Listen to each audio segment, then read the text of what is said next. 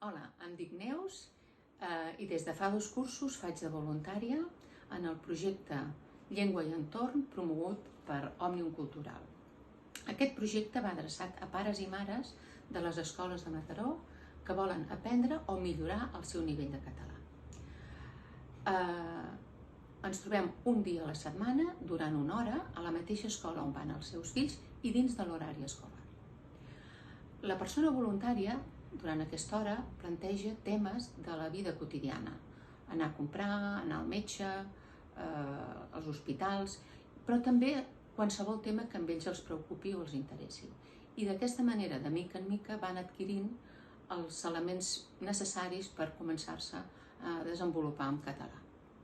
I també poden ajudar els seus fills en les seves tasques escolars. Us animo a participar en aquest projecte.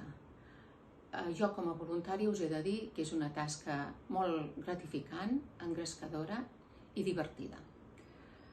Animeu-vos a fer de voluntaris, així podrem arribar a més famílies i a més nens. Gràcies.